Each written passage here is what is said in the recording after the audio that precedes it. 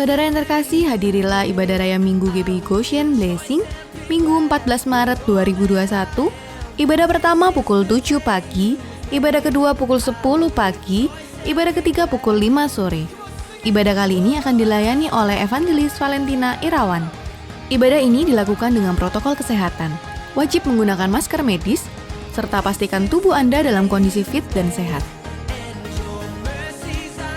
Ikutilah ibadah pemulihan Pondok Daud setiap hari Senin hingga Sabtu, mulai pukul 8 pagi hingga 9 pagi, bersama Bapak Ibu Gembala Pendeta Lukas Suprayitno.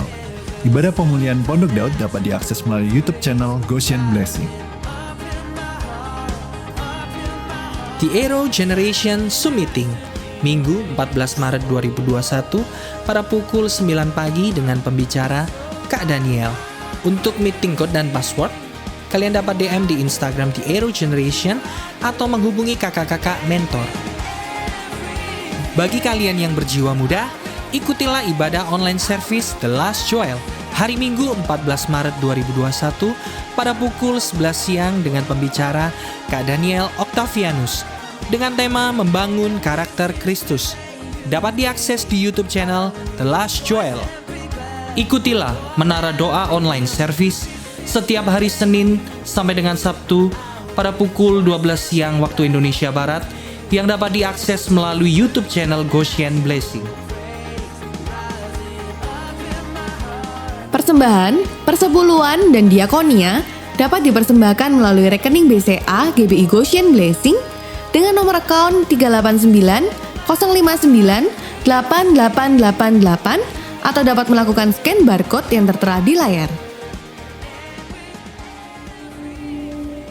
Orang yang duduk dalam lindungan yang maha tinggi dan bermalam dalam naungan yang maha kuasa akan berkata kepada Tuhan, tempat perlindunganku dan kubu pertahananku, Allahku yang kupercayai. Sungguh, dialah yang akan melepas engkau dari jerat penangkap burung, dari penyakit sampar yang busuk. Dengan kepaknya, Ia akan menundungi engkau. Di bawah sayapnya, engkau akan berlindung. Kesetiaannya adalah perisai dan pagar tembok. Engkau tak usah takut terhadap kedahsyatan malam, terhadap panah yang terbang di waktu siang, terhadap penyakit sampar yang berjalan di dalam gelap, terhadap penyakit menular yang mengamuk di waktu petang. Walau 1000 orang rebah di sisimu dan 10.000 di sebelah kananmu, tetapi itu tidak akan menimpamu. Kau hanya menontonnya dengan matamu sendiri dan melihat pembalasan terhadap orang-orang fasik. Sebab Tuhan, Dialah tempat perlindunganmu, yang maha tinggi telah kau buat tempat perteduhanmu. Malapetaka tidak akan menimpa kamu, dan tulah tidak akan mendekat kepada kemahmu. Sebab malaikat-malaikatnya akan diperintahkannya kepadamu untuk menjaga engkau di segala jalan. Mereka akan menantang engkau di atas tangannya, supaya kakimu jangan terantuk kepada batu. Singa dan ular teduh akan kau langkahi. Engkau akan menginjak anak singa dan ular naga. Sungguh, hatinya melekat kepadaku, maka aku akan meluputkannya. Aku akan membentenginya, sebab ia mengenal namaku. Bila ia berseru kepadaku,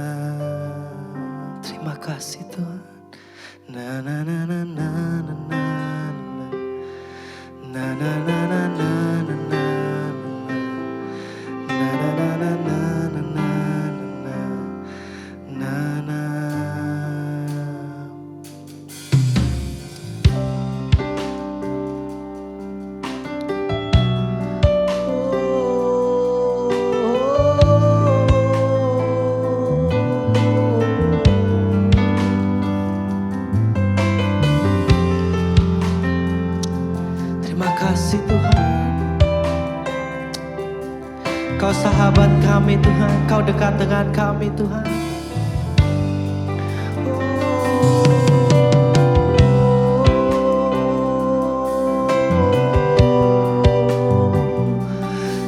Kau sungguh besar. Haleluya.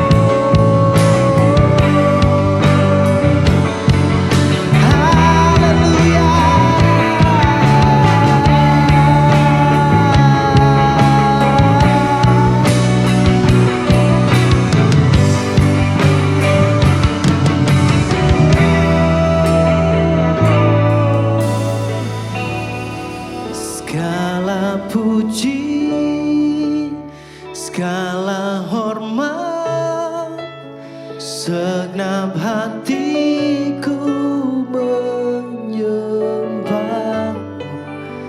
Terimalah segenap hidupku sebagai persembahan yang hidup, sebagai persembahan yang hidup, sebagai persembahan, ya sebagai persembahan, sebagai persembahan yang hidup. One more time. Sebagai persembahan yang hidup bagimu.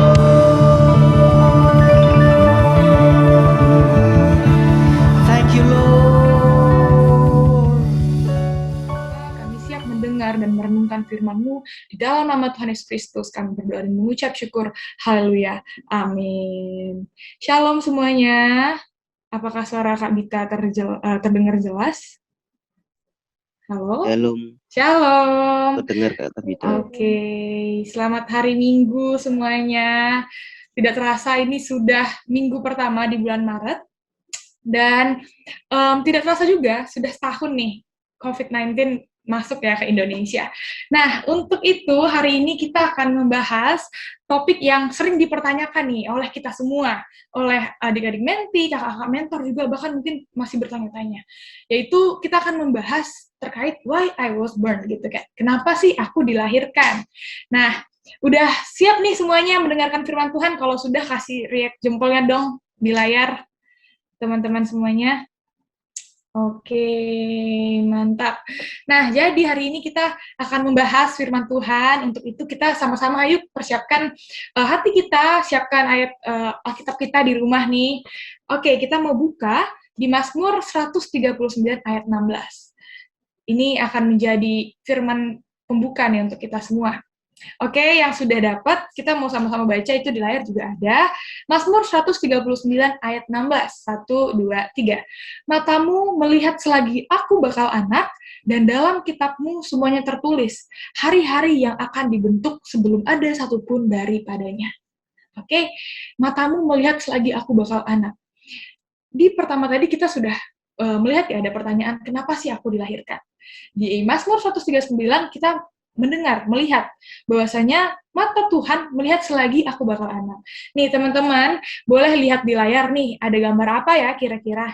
Nih, ini gambar sel telur ya, sel telur, ada sperma, lalu ini ada anak bayi. Nah, itulah kita, teman-teman. Kita sudah belajar ya di biologi saat kita sekolah. Kita itu merupakan gabungan antara sel sperma orang tua kita dan sel telur. Nah, di situ kita bertanding untuk lahirlah seorang kita, seperti itu. Nah, itu di ayat firman Tuhan tadi, di Mazmur 139, jelas dikatakan bahwasanya Tuhan sudah menuliskan, Tuhan sudah melihat kita nih, di kitabnya Tuhan, bagaimana perjalanan kita kelak sampai ada di titik ini. Luar biasa nggak sih teman-teman karya Tuhan? Sampai sekarang aja Kak Bita ini masih emes gitu ya. Kalau kita compare nih dengan ilmu pengetahuan, kayaknya nggak logika banget gitu ya. Gimana ya seorang kita ini terbentuk dari tools apa gitu ya kalau di ilmu pengetahuan? Nggak bisa digabungkan seperti itu adik-adik. Nah untuk itu Kak Bita mau bertanya lagi nih. Nih pertanyaan selanjutnya. Yang bisa jawab boleh di kolom chat ya. Nih, pengetahuan umum. Kira-kira, teman-teman, siapa sih yang menciptakan lampu? Dan apa kegunaannya? Nah, ini pengetahuan umum nih. Yang masih ingat pelajaran fisika, silakan di chat, dijawab. Siapa ya yang menciptakan lampu? Nah, sudah dapat nih jawabannya. Ini Kakak Bita mau kasih perumpamaan, gitu ya. Siapa sih yang menciptakan lampu dan apa kegunaannya? Nah, ini ada yang mungkin sudah menjawab. Kita langsung lihat aja ya. Tada! Benar sekali, Bapak Thomas Alva Edison.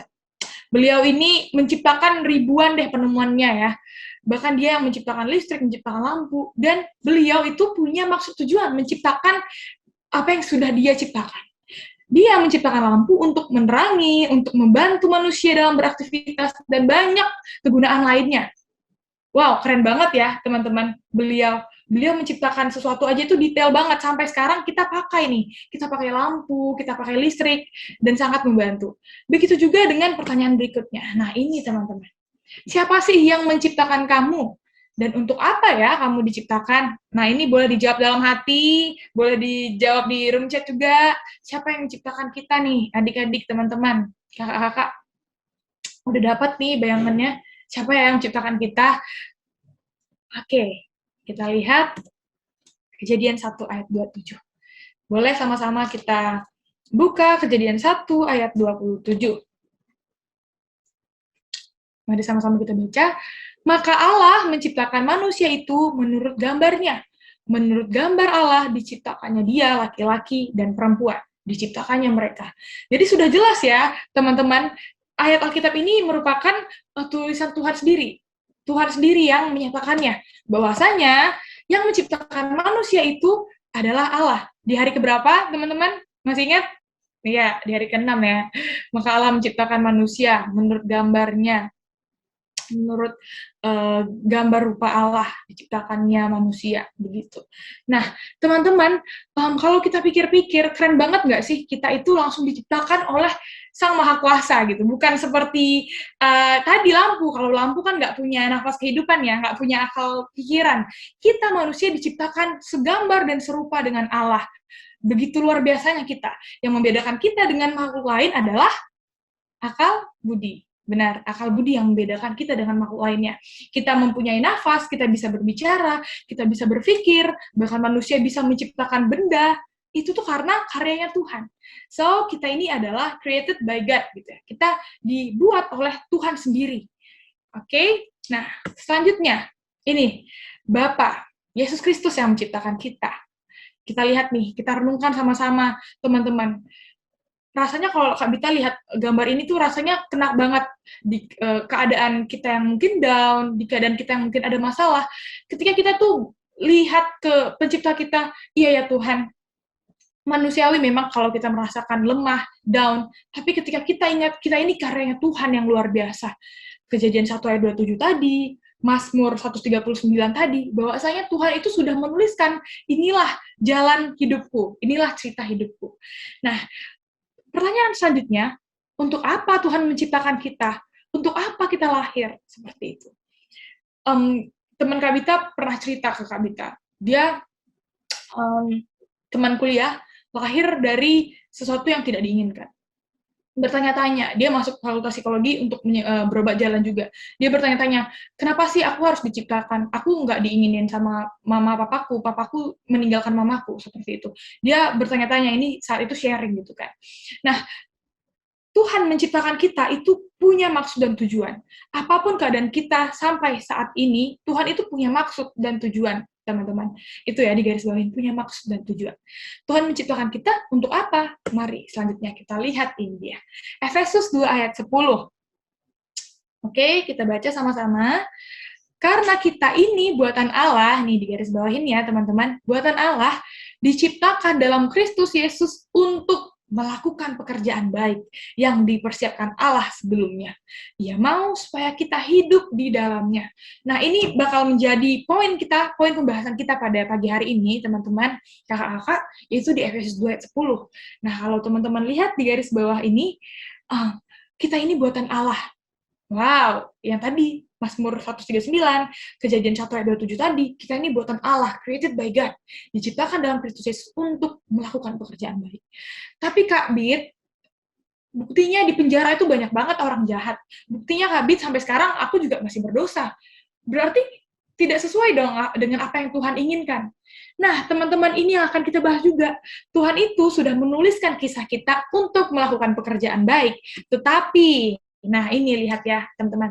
Tetapi, apa sih yang dilakukan manusia? Seperti yang Kak Bita bahas tadi, manusia itu dikasih sama Tuhan akal budi.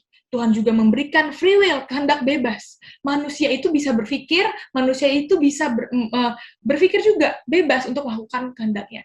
Tuhan memang sudah merancangkan yang baik untuk kita. Tapi, seperti yang kita lihat, manusia itu diberi kebebasan untuk memilih, dan ada konsekuensinya. Kita sering dengar juga upah dosa adalah maut. Benar, teman-teman, kita lihat ya, nih, melakukan pekerjaan baik itu harus apa sih Kak Bit? Haruskah menjadi pendeta? Haruskah melayani Tuhan di gereja? Bukan seperti itu. Melakukan pekerjaan yang baik di sini adalah, lihat keadaan kita sekarang. Melakukan pekerjaan baik itu adalah menyenangkan hati Tuhan, sesuai dengan yang Tuhan rancangkan ke kita. Nah, seperti di ayat yang Roma 14 ayat 17-18 ini, kita sebenarnya nggak mau bahas terlalu dalam, tapi kita bisa lihat, kerajaan Allah itu bukan sekedar makan dan minuman, bukan sekedar apa yang ada di dunia ini, tapi bagaimana kita hidup dalam damai sejahtera, sukacita oleh karena Roh Kudus. Nah, itu dia apa yang dilakukan manusia, kembali lagi ke diri kita masing-masing. Untuk itu, setiap kita dibekali oleh Tuhan itu dengan sesuatu, dengan tujuan yang berbeda-beda. Kita mau lihat next slide. Nah, sebelumnya Kak Bita dan teman-teman dan kakak-kakak mentor tentu Tuhan menaruhkan tujuan yang berbeda. Kak Bita mungkin di Fakultas Psikologi dan melayani Tuhan dengan cara yang berbeda, kakak-kakak mentor ditempatkan di pekerjaan yang berbeda, adik-adik di SMA juga dengan cara Tuhan yang berbeda. Nah, ini Kak Bita mau bersaksi sedikit ini ya. Kak Bita sudah menemukan panggilannya Tuhan, tujuannya Tuhan atas hidup Kak Bita, yaitu sebagai seorang aktivis, sebagai seorang relawan. Nah, ini sebulan yang lalu Kak Bita mengunjungi satu daerah. Teman-teman bisa lihat ya. Ini yang foto sama Kak Bita seusia Kak Bita, masih 20 tahun, masih 19 tahun, tapi sudah memiliki 3 anak, 2 anak, 1 anak, dan beginilah kehidupan yang ada di luar kita. Jadi untuk tahu apa yang Tuhan kerjakan dalam hidup kita, lihat sekeliling kita. Lihat Tuhan itu tempatkan kita di mana. Seperti itu. Nah, jadi yang mau Kakak Bita bilang di sini, bahwasanya Tuhan itu ingin memakai setiap kita loh adik-adik. Tuhan ingin memakai setiap kita. Jadi setiap kita itu berharga dengan caranya kita masing-masing. Yang kedua, tadi di Efesus 2 ayat 10 dikatakan bahwasanya Tuhan juga ingin kita hidup di dalamnya. Kenapa Kak kita harus hidup di dalamnya? Apa karena aku memang dari kecil sudah seorang Kristen? Lalu bagaimana dengan orang-orang yang lahir bukan dari seorang Kristen, Kak? Nah, jadi untuk kita yang di dalam Tuhan Yesus, kenapa kita harus hidup di dalam Tuhan? Yang pertama, karena kita tuh sudah tahu, kita itu ditebus oleh darah yang mahal, adik-adik. Benar kan? Kita ingat Tuhan Yesus itu 2000 tahun yang lalu disalibkan. Oleh karena darah Yesus kita itu ditebus. Karena itu kita harus hidup di dalam Tuhan. Seperti itu. Nah, ini dia. Jadi untuk poin pertama dan poin kedua, di masing-masing individu kita, itu kita berbeda, adik-adik. Kita berbeda, teman-teman. Jadi yang pertama langkah harus kita lakukan adalah as your creator. Tanyakan sama Tuhan. Karena visinya Kak Bita di dunia ini, visinya Kak Veve, visinya teman-teman semua itu berbeda. Dan tujuan kita lahir di dunia ini yang tahu adalah si pencipta kita. Sama seperti tadi, si Thomas tadi menciptakan lampu karena dia punya maksud dan tujuan. Lampu itu bekerja. Kita, ciptaannya bisa bekerja karena kita tahu si pencipta itu mau apa dari kita. Yang pertama berarti tanyakan kepada Tuhan. Nah, Kak, apakah Tuhan itu langsung berbicara ke kita melalui mimpi? Dulu, Kak Bita masih kecil tuh berpikir seperti itu. Apakah Tuhan langsung berbicara ya dengan mimpi? Apakah Tuhan langsung berbicara, "Hai Tabita, aku akan memakai engkau dengan bla bla bla." Ternyata enggak. Ternyata bukan seperti itu, adik-adik. Ini dia yang Tuhan lakukan ke atas diri kita, pada diri kita. Yang pertama, Tuhan merencanakan. Merencanakan itu sesuai yang firman Tuhan tadi katakan di dalam Mazmur tadi, Mazmur 139, bahwasanya sejak dari kita kecil Tuhan sudah menulis kita dalam kitabnya Tuhan. Itu Tuhan merencanakan. Selanjutnya memanggil. Yang tadi Kak Bita juga sudah katakan, lihat pada diri kita. Yang pertama kita harus lihat dulu ke Tuhan. Lihat pencipta kita, lihat diri kita, lihat keadaan kita. Kita mau dipakai Tuhan itu untuk apa? Yang pertama Tuhan yang tadi ya. As your creator, tanyakan kepada pencipta kita. Tuhan itu mau pakai kita di mana? Tidak suatu kebetulan Tuhan menempatkan adik-adik semua di kota Surabaya, di sekolah misalnya di SD, SMA Gloria, di SMA 5 Surabaya. Tidak suatu kebetulan. Karena Tuhan itu sedang memanggil kita, tapi kadang kita anak-anaknya tuh nggak peka gitu. Kadang kita tuh nggak peka. Kita maunya mengikuti kehendak kita. Kayak Kak Bita dulu, inginnya kedokteran gitu, maksa banget. Padahal Tuhan menarik Kak Bita untuk di Surabaya ini, untuk di Fakultas Psikologi. Itu ya contohnya, perumpamaannya. Selanjutnya memperlengkapi. gimana Kak memperlengkapi? Kakak kasih contoh lagi yang tadi ya, si Thomas tuh menciptakan lampu, dia tentu melengkapi si ciptaannya. Dia kasih bola lampu di dalamnya dengan kaca, begitu juga dengan Tuhan. Tuhan hebatnya memperlengkapi kita itu dengan berdasarkan buatan Tuhan sendiri. Nafas kehidupan Tuhan berikan kepada diri kita, akal budi Tuhan berikan kepada kita, dan Tuhan memperlengkapi dengan salah satu contohnya dengan wadah seperti ini. Kita dipertemukan dalam TAG, dalam Goshen, itu tuh sebenarnya Tuhan memperlengkapi kita. Tapi kalau kita tidak bergerak, ya kita jadi biasa-biasa aja nih Kak. Untuk itu kita harus tahu dulu nih panggilan Tuhan dan apa yang Tuhan sudah lengkapi dalam diri kita. Lalu selanjutnya kita diutus, go. Nah, tapi untuk sampai ke go tadi, keutusan Tuhan, tidak bisa sampai ke go tadi kalau kita tuh belum menemukan panggilannya Tuhan, belum tahu tujuannya Tuhan atas diri kita, belum tahu kita itu diciptakan untuk apa. Makanya yang tadi, ask your creator, tanyakan pada Tuhan. Nah, untuk itu, jadi pada intinya, kita ini ada karena kehendak Tuhan dan tujuannya Tuhan, dan pesan Kak Dita untuk adik-adik semua. Ulangan 31 ayat 16. Jadilah kuat dan berani, janganlah takut dan jangan gemetar karena mereka. Karena Tuhan Allahmu pergi bersamamu, Dia tidak akan meninggalkan kamu. So guys, jadilah versi terbaik dari diri kamu. Tidak perlu menjadi seperti orang lain, tidak perlu membandingkan diri dengan orang lain. Mungkin di Instagram ya, kita nih sekarang mainnya tuh Instagram, TikTok. Kita lihat, wah keren banget sih anak-anak zaman sekarang di usia sekian udah jadi influencer, udah menghasilkan bla bla bla bla bla. No guys, tapi lihat ke diri kita. Jadilah versi terbaik dari diri kita. Tuhan menciptakan kita punya maksud dan tujuan. Untuk itu, kita mau sama-sama masuk ke dalam sesi sharing nih. Sesi sharing sama kakak-kakak mentor ya. Nanti teman-teman akan masuk ke dalam breakout room. Teman-teman akan menjawab ada 3 poin di sini. Yang pertama, what's your calling for me, God? Pikirkan masing-masing. Pikirkan masing-masing, kita sama-sama diskusi nanti di Zoom, di room Zoom. Nah, teman-teman boleh jawab langsung ke kakak mentor, atau teman-teman masih menanyakan dulu atau sharing. Yang kedua, Tuhan punya rencana apa sih untuk kita di usia kita sekarang ini? Di usia teman-teman, di usia kakak-kakak, Tuhan punya rencana apa sih? Ini yang mau kita sharingkan. Yang ketiga, contoh pekerjaan baik apa yang sudah atau yang akan Tuhan akan lakukan? Contoh pekerjaan apa ya? Nah, itu akan kita bahas, tapi sebelum kita masuk ke dalam breakout room, Kak Bita mau sama-sama ajak kita untuk berdoa. Mungkin ini singkat, teman-teman, mungkin ini singkat, tapi kakak berharap apa yang sudah ditabur teman-teman bisa kerjakan dan sama-sama kita berusaha. Oke, mari kita bersatu dalam doa. Tuhan Yesus, terima kasih Bapa untuk firman-Mu yang sudah Engkau nyatakan di atas setiap kami. Tuhan, ini mungkin singkat, tapi Tuhan kami percaya, sesuai Tuhan dengan tema kami, kenapa kami dilahirkan. Karena kami tahu Tuhan, Engkau punya maksud dan tujuan. Engkau memperlengkapi setiap kami untuk menjadi alatnya Tuhan Yesus di dunia ini. Untuk itu Bapa, kami akan mengakhiri dan kami akan sharing Tuhan untuk dalam firman-Mu. Terima kasih Bapa, di dalam nama Tuhan Yesus Kristus kami berdoa dan mengucap syukur. Haleluya. Amin. Angkat tangan saudara, terimalah berkat Tuhan. Kasih karunia yang berlimpah-limpah daripada Allah Bapa dalam anak yang tunggal Yesus Kristus. Persekutuan yang manis dengan Roh Kudus menyertai saudara sekalian mulai hari ini sampai Tuhan sudah datang menjemput kita di awan-awan dan bahkan sampai selama-lamanya. Yang percaya bersama-sama katakan amin.